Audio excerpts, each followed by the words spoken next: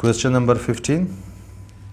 Find the slope of the line making an inclination with x-axis alpha is equal to 120, alpha is equal to 150 degree and alpha is equal to 75 degree. इस question में हमारे पास slope का पूछा गया है जबकि हमारे पास इंक्लिनेशन गिवन है। तो सबसे पहले हमारे पास इंक्लिनेशन क्या है, ये चीज़ हमारे पास the angle of a line from x-axis। हमारे पास इंक्लिनेशन एक एंगल है जो कि किसी भी लाइन का हो from the x-axis। For example अगर हमारे पास ये x और y प्लेन है, हमारे पास इधर एक लाइन मौजूद है और इस लाइन का जो भी एंगल होगा थीटा, ये थीटा या फिर इसको इस क्वेश्चन में अल्फ़ा का नाम दिया गया है, ये थीटा या फिर ये एंगल हमारे पास इंक्लिनेशन होगा। और हमें फाइंड आउट करना है स्लोप। स्लोप क्या है, इस लाइन का हमारे पास स्ट्रेटनेस या फिर इस लाइन का स्टिफनेस कि ये लाइन कितना हमारे पास ये स्ट्रेट वर्टिकली है। अगर हम इस लाइन को देख ले और एक इस लाइन को देख ले तो इस लाइन में हमारे पास एंगल थोड़ा सा कम है, तो इस लाइन का स्लोप इस लाइन से थोड़ा सा कम होगा। तो इसका मतलब ये है कि अगर लाइन जितना भी हॉरिजॉन्टल एक्सिस की तरफ बढ़ता जाए तो वो लाइन हमारे पास उसका स्लोप कम होता जाएगा। स्लोप यानी कि लाइन कितना हमारे पास स्ट्रेट है या फिर कितना हमारे पास स्टीप है। तो स्लोप हमारे पास slope is the steepness of the line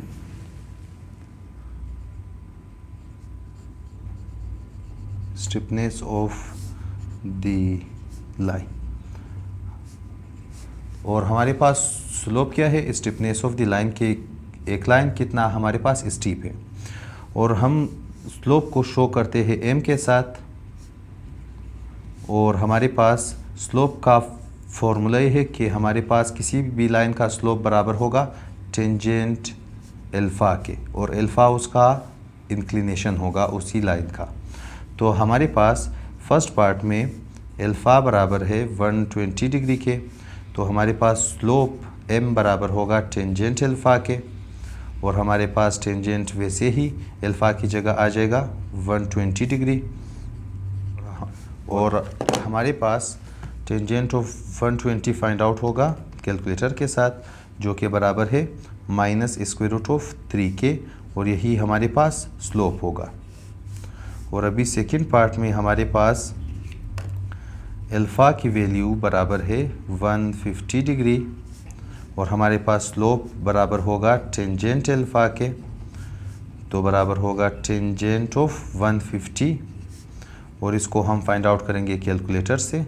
तो ये रहा टेंजेंट, ये 150 हमारे पास आ जाएगा -√3 डिवाइडेड बाई 3 -√3 डिवाइडेड बाई 3 या इसको हम ऐसे भी लिख सकते हैं -√3 डिवाइडेड बाई, इस 3 की जगह हम 2 बार √3 लिखेंगे क्योंकि हमारे पास 2 बार √3 से मुराद ये है कि √3 स्क्वायर और अगर स्क्वायर रूट के साथ कैंसिल हो जाए तो ये 3 के बराबर आ जाएगा। यानी हम एक 3 की जगह 2 बार √3 लिख सकते हैं, ये दोनों होंगे कैंसिल तो हमारे पास लास्ट में बच जाएगा -1 डिवाइडेड बाई √3 और ये हमारे पास स्लोप का आंसर है।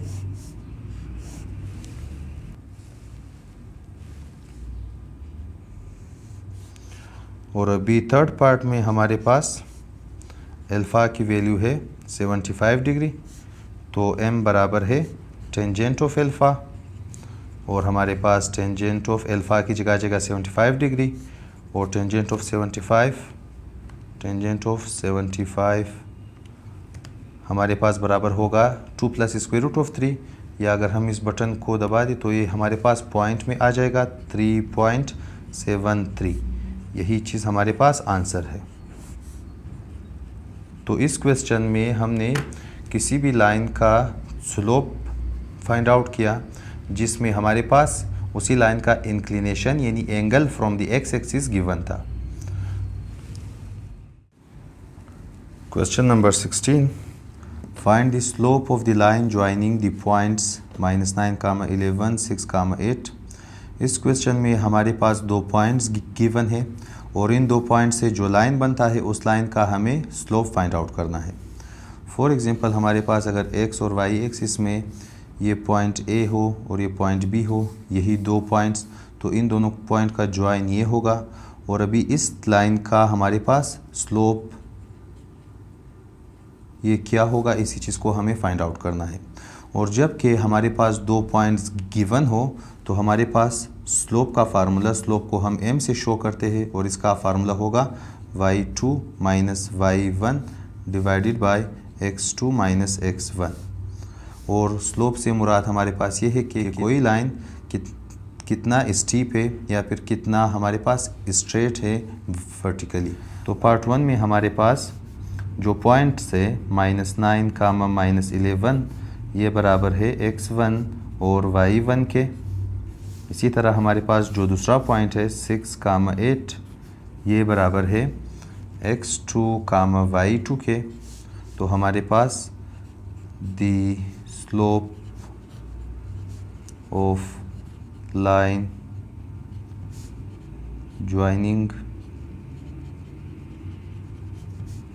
the two points is हमारे पास m बराबर होगा y2 minus y1 divided by x2 minus x1।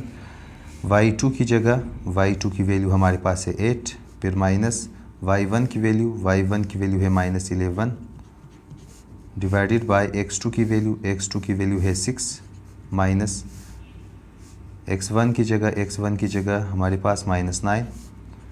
तो यहाँ पर 8 माइनस इंटू माइनस होगा +11 divided by 6 minus into minus होगा +9। तो हमारे पास 8 + 11 होगा 19 डिवाइडेड बाय 6 + 9 हमारे पास होगा 15। यही हमारे पास स्लोप है उसी लाइन का, इस लाइन का जो कि इन दो पॉइंट्स को मिला रहा है। अभी हम पार्ट 2 पर चलेंगे। हमारे पास पार्ट 2 में पॉइंट्स गिवन है -7, 13 जो के बराबर है x1 और y1 के। इसी तरह हमारे पास सेकंड पॉइंट 5, 12 है, तो ये होगा x2 और y2 की वैल्यू। और हमारे पास स्लोप बराबर होगा y2 minus y1 divided by x2 minus x1।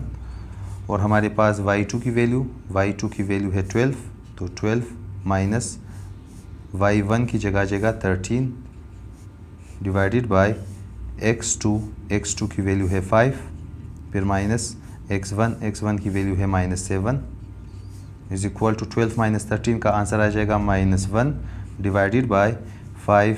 वैसे ही माइनस इंटू माइनस होगा +7, तो m is equal to -1 divided by 5 + 7 होगा 12। ये चीज़ हमारे पास आंसर है। और अभी थर्ड पार्ट में हमारे पास जो पॉइंट्स गिवन है -2, -1 ये असल में बराबर है x1 और y1 की वैल्यू। और इसी तरह दूसरा पॉइंट जो कि 0, 8 है ये बराबर है x2 और y2 की वैल्यू। तो हमारे पास स्लोप बराबर होगा y2 minus y1 divided by x2 minus x1। और हमारे पास y2 की जगह y2 की वैल्यू जो कि 8 है माइनस फिर y1 की वैल्यू है -1, तो ब्रैकेट में -1 डिवाइडेड बाय x2 की वैल्यू है 0 माइनस x1 की वैल्यू है -2, तो is equal to 8 minus into minus होगा +1 divided by 0 minus into minus होगा +2, तो 8 + 1 होगा हमारे पास 9 डिवाइडेड बाय 0 + 2 होगा 2। और ये हमारे पास स्लोप है और यही हमारे पास आंसर होगा। तो इस क्वेश्चन में हमने एक लाइन का स्लोप फाइंड आउट किया है जो कि इन दो पॉइंट्स से मिलते हैं और उसको हम फाइंड आउट करेंगे इस फार्मूले के थ्रू।